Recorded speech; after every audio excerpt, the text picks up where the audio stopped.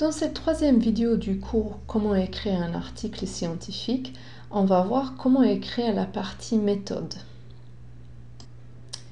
Donc la partie méthode de l'article, c'est beaucoup plus longue que l'introduction que nous avons vue dans la vidéo précédente. Et en plus, les méthodes, la section méthode est divisée dans plusieurs petites sections. Il n'y a pas vraiment de règles strictes sur l'ordre de ces différentes sections, mais vous pouvez vous référer à d'autres articles qui ont été déjà publiés dans le review où vous souhaitez soumettre et également regarder les instructions pour auteur pour voir s'il y a des consignes particulières. Mais je vais vous présenter les sections dans l'ordre, on va dire, général qu'on retrouve très souvent dans des articles, mais il n'y a pas de règles fixes. Mais en tout cas, très souvent, au début de la partie méthode, on va commencer par expliquer le design de l'étude que l'on a fait. Donc, est-ce que c'était un essai randomisé contrôlé ou une étude de cohorte prospective ou rétrospective? Est-ce que c'était une étude d'intervention ou une étude d'observation? Ou est-ce que c'était une étude longitudinale ou transversale? Donc, c'est cross-sectional en anglais. Donc, ce sont des mots-clés que l'on doit utiliser pour décrire le design de notre étude.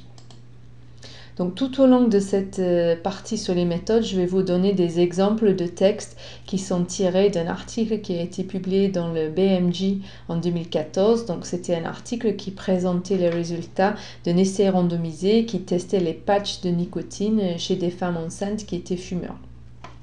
Donc ici, ils nous disent qu'ils ont fait une étude multicentrique en double aveugle, randomisée versus placebo, en groupe parallèle, et c'était nationwide, donc c'est-à-dire dans plusieurs villes d'un pays. Ensuite, donc, après le design, on doit aussi décrire ce qu'on appelle le setting et les sujets. Donc, c'est-à-dire qu'on va décrire où et quand a été menée l'étude. Et on va également décrire comment l'échantillon a été recruté et sélectionné. Donc en particulier, on va lister les critères d'inclusion et exclusion. Et là, il faut être quand même assez précise dans cette partie de l'article pour vraiment que le lecteur puisse comprendre quelle était votre population d'études. Si les critères d'inclusion et exclusion sont trop longs pour mettre en entier dans le texte, ce qu'on peut faire souvent, c'est de faire un tableau qui soit dans l'article même ou alors dans un annexe, un appendice qu'on peut trouver en ligne. Mais il faut vraiment détailler tous les critères d'inclusion et exclusion. Donc ici, l'étude publiée dans le BMJ a été menée entre octobre 2007 et janvier 2013. Et il a été fait dans 23 hôpitaux de maternité partout en France. Donc on va continuer avec notre exemple d'article sur les patchs de nicotine. Donc ici, j'ai juste copié-collé la section de la partie méthode sur les méthodes de recrutement. Donc ce qu'ils expliquent dans cette partie-là, c'est qu'ils ont recruté les femmes enceintes via des annonces dans des pharmacies, dans des hôpitaux de maternité, chez des médecins généralistes et sur un site internet. Et par ailleurs, l'INPES a envoyé 20 000 lettres à des médecins et à des pharmaciens. Donc c'est important de préciser les méthodes de recrutement puisque quelqu'un qui va accepter de participer à une étude puisqu'il a entendu une annonce à la radio par exemple n'est pas forcément pareil que quelqu'un qui va accepter de participer puisque un médecin lui a proposé l'étude. Donc c'est important de décrire les méthodes de recrutement pour qu'on puisse avoir une idée sur les éventuels biais de sélection qui peuvent se faire lors de recrutement pour une étude. Et ici, on voit la partie sur les critères d'inclusion et exclusion. Donc, si vous lisez dans le détail, vous allez voir que c'est assez précis. Donc, on commence très souvent en indiquant l'âge des participants et après des critères précis pour notre étude. Donc, les critères d'inclusion tout d'abord et ensuite, on liste aussi les critères d'exclusion. Et à la fin de ce paragraphe, on voit qu'ils ont précisé que les femmes qui attendaient des jumeaux n'étaient pas forcément exclues de cette étude, puisque peut-être dans ce domaine-là, les études sur les femmes enceintes, très souvent, ces femmes sont exclues des études. Donc ici, ils ont clairement précisé que pour cette étude-là, ce n'était pas un critère d'exclusion. On doit également, dans la partie méthode, parler des considérations éthiques. Donc il faut clairement préciser si l'étude a reçu l'accord d'un comité éthique ou du CPP par exemple, et dans ce cas on peut préciser le nombre de ce comité et également éventuellement la date de l'accord.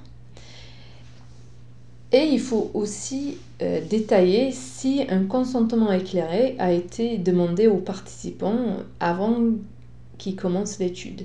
Dans certains cas, ce n'est pas forcément le participant même qui va signer ce consentement éclairé. Par exemple, pour des enfants, ça peut être les parents qui le signent.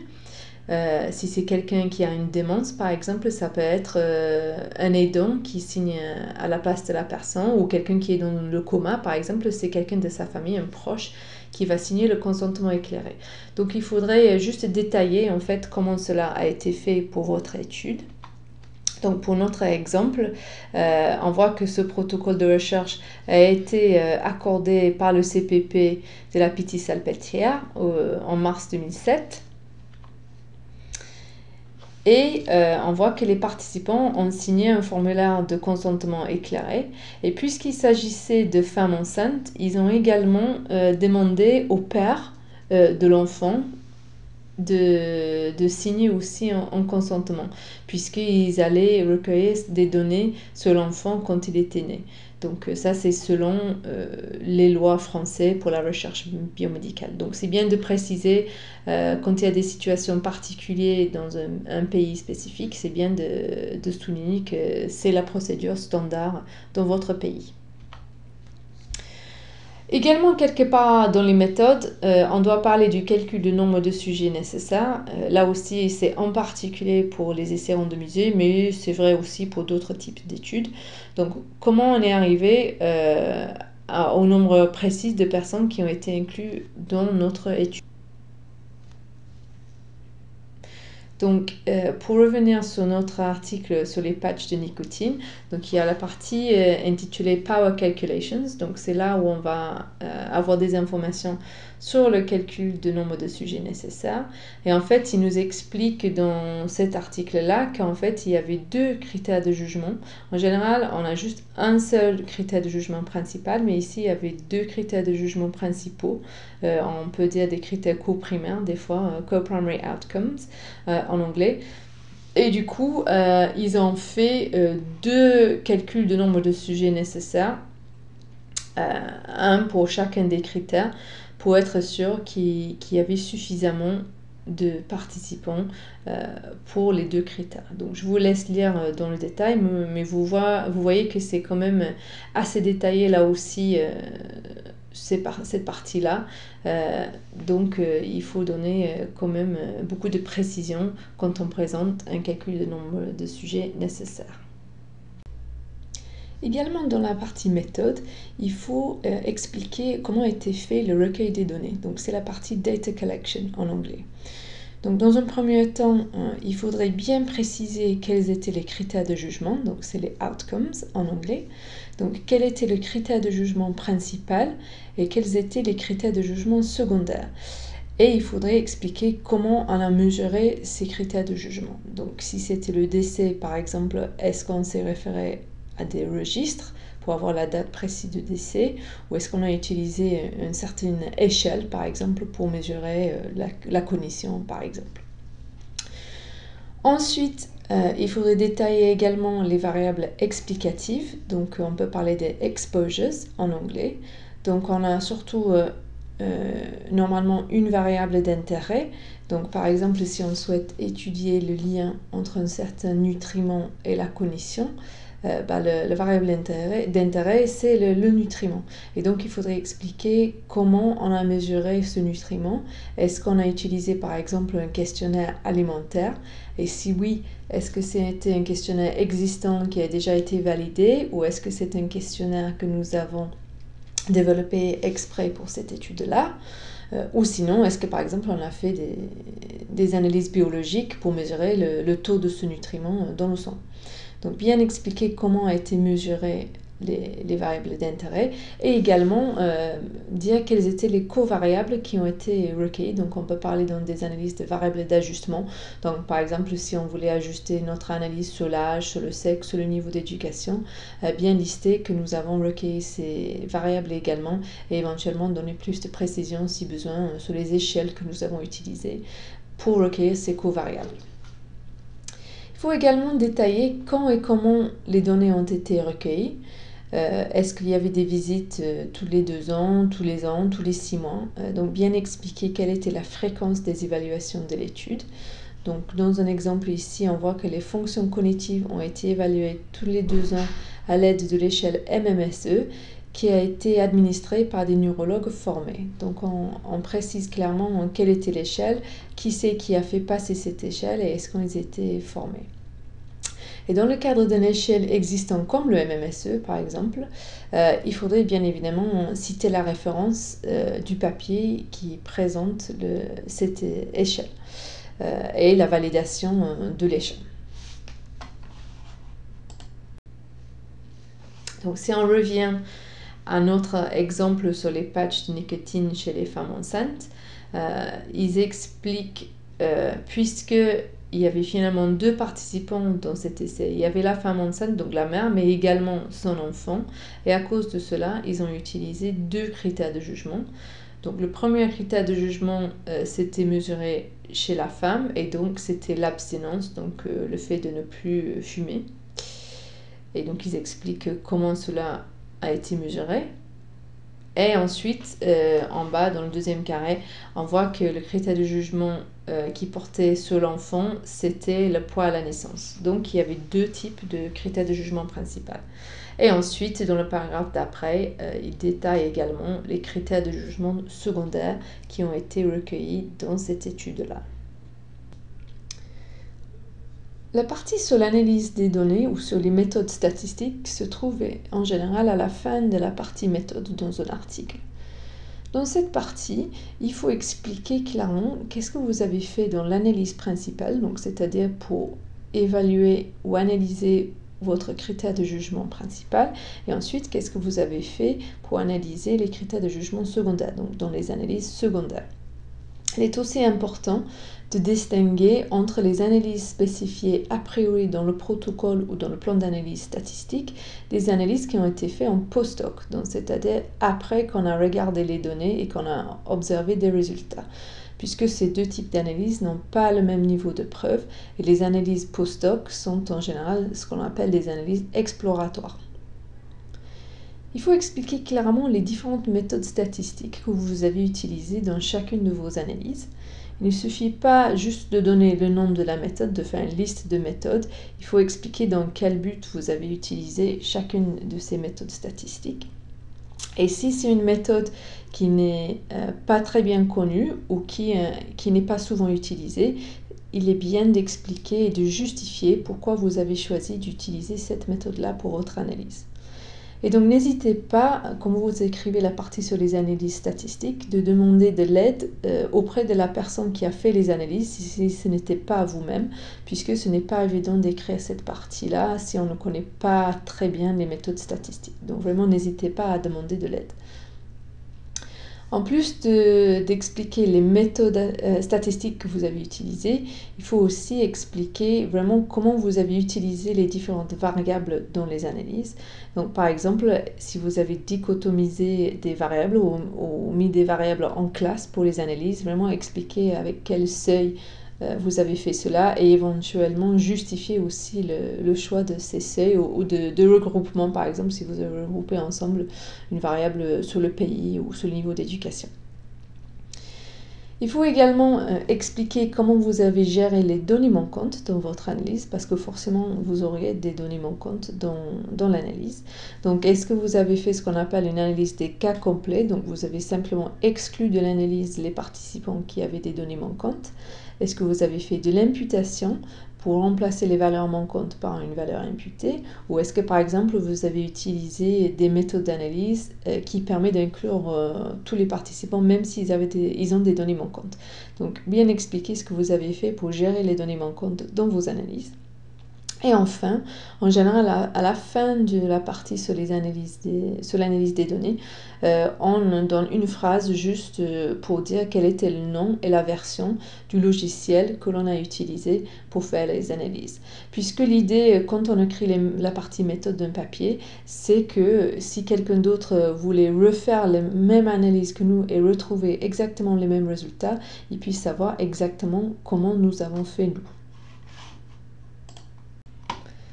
Donc ici, j'ai simplement copié-collé des parties de la section analyse des données de l'article sur les patchs de nicotine chez les femmes enceintes. Donc ce que l'on voit au début de cette partie-là, c'est que les auteurs, déjà, ils expliquent quelle était la population incluse dans leur analyse. Donc ils nous disent qu'ils ont fait une analyse en intention de traiter, et ensuite la population intention de traiter, ils expliquent comment elle était définie. Également, dans ce premier paragraphe, ils expliquent comment ils ont géré des données manquantes dans le cas de femmes qui ont loupé une des visites de l'étude. Donc, ils ont été considérés comme des fumeurs et non pas comme abstinents dans les analyses. Ici à droite, on voit la suite de cette partie sur l'analyse des données, où ils expliquent quelle était la méthode statistique utilisée pour chacune des analyses présentées dans le papier. Donc, comme on voit très souvent, ils commencent en expliquant comment ils ont comparé les caractéristiques à l'inclusion. Et ensuite, ils expliquent une par une comment ils ont fait chacune des analyses. Donc, j'ai juste souligné une des analyses ici, mais ils expliquent pour toutes les analyses qu'est-ce qu'ils ont utilisé comme méthode et comment en pratique l'analyse a été faite. Donc c'est quand même assez court, mais c'est détaillé. Et enfin, à la fin de cette partie sur l'analyse des données, ils expliquent comment les données sont présentées dans le papier.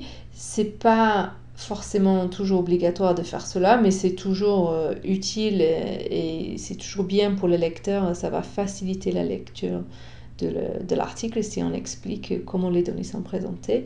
Et enfin, il termine cette section en disant que toutes les analyses ont été faites avec le logiciel SAS.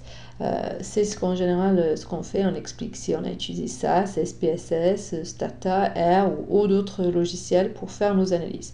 Tout cela pour permettre à quelqu'un, si jamais quelqu'un voudrait répéter notre analyse pour retrouver exactement les mêmes résultats, ils sauront quel logiciel on a utilisé et ils pourront répéter l'analyse avec le même logiciel.